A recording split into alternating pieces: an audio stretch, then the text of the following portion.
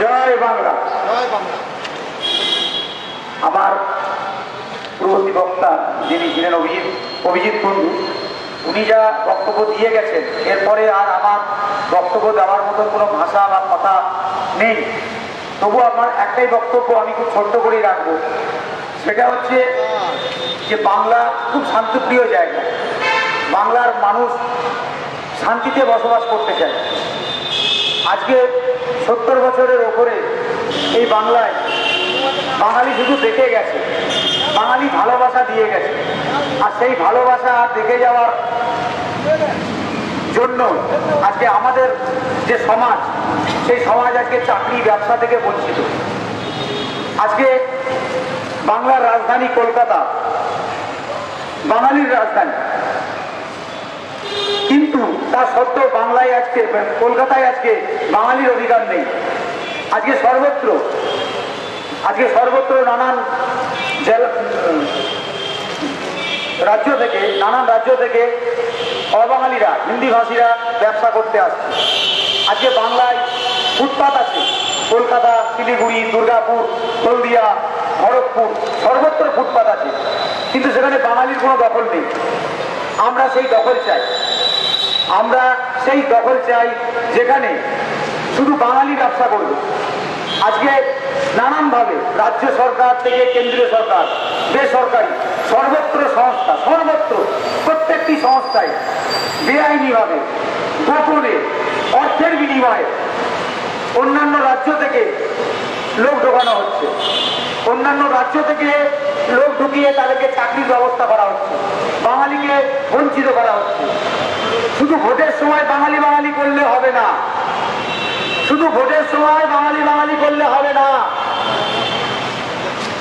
3 বছর আগে যখন এই বাংলা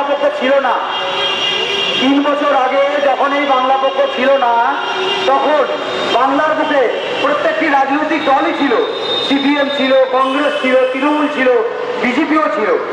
একটা জিনিস লক্ষ্য করে দেখেছেন, কোন রাজনৈতিক নেতা নিজেকে বাঙালি বলে পরিচয় দিয়েছে না, কিন্তু এখন তারা বাঙালি বলে পরিচয় দিচ্ছে। কিন্তু আমার বক্তব্যটা নয়, বাঙালি বলে পরিচয় দিয়ে বাঙালিকে ভাওতা দেওয়া যাবে না। বাঙালিকে যদি সত্যি তুমি ভালোবাসো, যদি বাঙালির জন্য তুমি চিন্তা করো, বাঙালির কর্মসংস্থানের ব্যবস্থা করতে হবে। আর সেটা 2021-এর ভোটের আগে করতে হবে। আমি দেখতে চাই যে কলকাতার 50% ফুটপাত বাঙালি দখল হয়েছে, তবেই কলকাতার মানুষ বাঙালিকে ভোট দেবে, তবেই তুমি বাঙালি বলে ভোট চাইবে। না হলে তুমি বাঙালি বলো না। তুমি মুখে বলছো বাঙালি, তুমি মুখে বলছো জয় বাংলা, আর প্রতিদিন বাসে করে, ট্রেনে করে বিহার থেকে, গুজরাট থেকে, মহারাষ্ট্র থেকে তুমি লোক নিয়ে আসছো কাজের জন্য। এতদিন বাঙালি বুঝতে পারেনি, এতদিন তোমাদের এই নোংরা রাজনীতি বাঙালি বুঝতে পারেনি, কিন্তু বাংলা পক্ষ প্রতিদিন বাঙালিকে বোঝাচ্ছে। আজ কলকাতায়, কাল হলদিয়ায়, পরশুদিন দুর্গাপুরে, একদিন শিলিগুড়িতে, সর্বত্র। এবং আর একটা কথা বলে রাখি, বাংলা পক্ষ কিন্তু শুধু শহরে সভা করে না। বাংলা পক্ষের পোস্টার, বাংলা পক্ষের সভা গ্রামে গ্রামে, অঞ্চলে অঞ্চলে, পঞ্চায়েতে পঞ্চায়েতে চলে গেছে।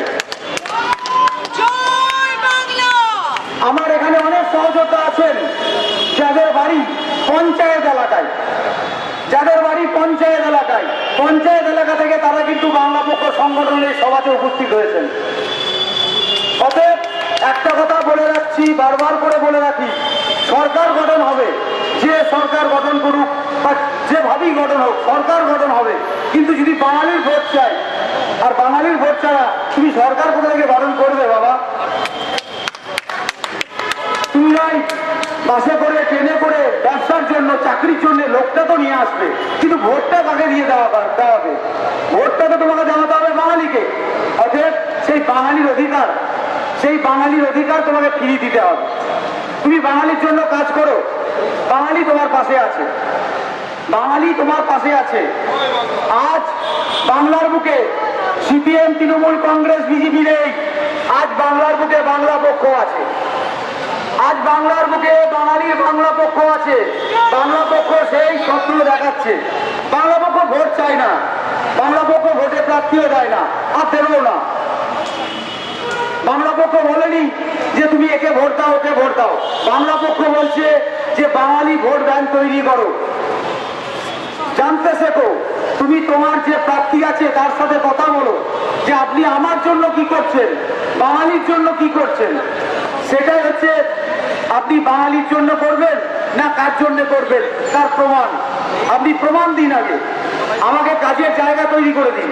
আজকে সত্যি খুব খারাপ লাগে বলতে যে বাংলায় নাকি শিল্প নেই, বাংলায় নাকি কর্মসংস্থান নেই। তা বাংলায় যদি কর্মসংস্থান না থাকবে তাহলে নানান রাজ্য থেকে যারা এখানে বসে আছে তারা কি করতে আছে? তারা কি হাওড়া ব্রিজ দেখতে এসছে? নিশ্চয় ব্রিজ দেখতে আসেনি। তাহলে তারা কি জন্য এসছে? তারা কাজ করতে এসছে। অতএব ওসব রাজনৈতিক কথাবার্তা বন্ধ করতে হবে। যে সরকারি বাংলায় ক্ষমতায় থাকে, আমি তাদের বক্তব্য এটা শুনেছি। যখন সিপিএম ক্ষমতায় ছিল তখন তৃণমূল বলতো বাংলায় কাজ নেই। এখন তৃণমূল ক্ষমতায় আছে, এখন সিপিএম বিজেপি কংগ্রেস এরা বলছে বাংলায় কাজ নেই। কিন্তু বাংলায় কাজ আছে। বাংলায় যদি কাজ না থাকবে তাহলে সংখ্যাটা এত বাড়ছে কেন বাবা? তাহলে বাংলায় মানুষের সংখ্যা এত বাড়ছে কেন? কিন্তু বাঙালির সংখ্যা কি বাড়ছে? না, বাঙালির সংখ্যা বাড়ছে না। 2011 সালের গণনা আর বর্তমানে আমরা 2020 সালে দাঁড়িয়ে আছি। 2020 সালের গণনা যদি হয় তাহলে দেখা যাবে বাঙালির সংখ্যা যেমন ছিল তেমনিই আছে, কিন্তু অন্যান্য রাজ্যের সংখ্যাটা বেড়ে গেছে। অতএব বাংলার বুকে বাঙালি অধিকার করবে, বাঙালি কাজ করবে, এটাই তো স্বাভাবিক। আমি তো বলছি না বিহার সরকারকে যে তোমাকে বাঙালির জন্য কাজের কর্মসংস্থান তৈরি করতে হবে। আমি তো ইউপি সরকারকে বলছি না, আমি তো মধ্যপ্রদেশের সরকারকে বলছি না, আমি তো গুজরাটের সরকারকে বলছি না। কেন বলছি না? না, গুজরাটে গুজরাটি মানুষ সে চাকরি করবে, তার অধিকার, গুজরাটটা তার। ঠিক বাংলাটা হচ্ছে আমার বাবার। গুজরাটটা যদি গুজরাটির বাবার হয় তাহলে বাংলাটাও আমার বাবার। অতএব বাংলায় আমি রাজত্ব করবো। বাংলায় কোনো গুজরাটি কোনো বিহারি রাজত্ব করবে আর বাঙালি ঘরের ভেতরে ঢুকে থাকবে, এটা হতে পারে না। বাংলার পা এখন শক্ত হয়েছে, বাংলার পা এখন শক্ত হয়েছে। বাঙালি এখন হাঁটতে শিখেছে। বাঙালি যদি হাঁটতে না শিখতো তাহলে দুদিন আগে এই রবিবার আমরা হলদিয়াতে একটা মিছিল করি। শুনে রাখুন, আমরা হলদিয়াতে একটা মিছিল করি। আপনারা দেখবেন সিপিএম তৃণমূল কংগ্রেস বিজেপি যখন কোনো মিছিল হয় বাসে করে ট্রেনে করে এরোপ্লেন করে মানুষ নিয়ে আসা হয়। কোন রাজনৈতিক দল বলে আমার মিছিলে 10 লক্ষ লোক হয়েছে, কেউ বলে 15 লক্ষ হয়েছে, কিন্তু বাংলা পক্ষ তো 15 লক্ষ বলে না, 10 লক্ষ বলে না। কেন বলুন তো? কারণ বাংলা পক্ষ বাসে করে ট্রেনে করে এরোপ্লেন করে মানুষ নিয়ে আসে না। তাই এই যে হলদিয়াতে আমাদের মিছিল হয়েছে 100-র উপরে মানুষ হয়েছে এবং তারা নিজের পকেট থেকে খরচা করে মিছিলে যোগদান করেছে। অতএব বাঙালি হাঁটতে শিখেছে। তাই বলছি আমাদের এই লড়াই চলবে, সর্বত্র চলবে। প্রত্যেকটা বাঙালিকে বলছি আপনারা সচেতন হন, আপনারা অ্যাডজাস্ট করাটা একটু বন্ধ করুন। ভালোবাসার জায়গায় থাকবে, অবশ্যই থাকবে। আমি তো বলিনি কাউকে গালাগালি দিতে, আমি তো বলছি না কারোর সাথে মারপিট করতে। বাংলা পক্ষ সেটা বলে না। আমার বক্তব্য একটাই যে আমার অধিকার, আমার বাড়িতে আমি বসবাস করব, আমার বাড়ির জায়গাটা আমার থাকে। তো এই অধিকার সবার আছে, সর্বত্র আছে। এটা প্রত্যেকটা জাতির মানুষ বুঝবে, প্রত্যেকটা রাজ্যের প্রত্যেকটা জাতির মানুষ এটা বুঝবে, অবশ্যই বুঝবে। বাঙালিকে বুঝতে হবে, বাঙালিকে নিজের অধিকার সম্বন্ধে সচেতন হতে হবে। আগামী দিনে আমাদের আরো শক্তিশালী হতে হবে, আমরা আরো শক্তিশালী হয়ে পদে নামবো। যাই হোক, আরো অনেক সহযোদ্ধারা আছেন, তারা বক্তব্য রাখবেন। জয় বাংলা, জয় বাংলা পক্ষ। সবাই মিলে বলুন একবার, জয় বাঙালি জয়।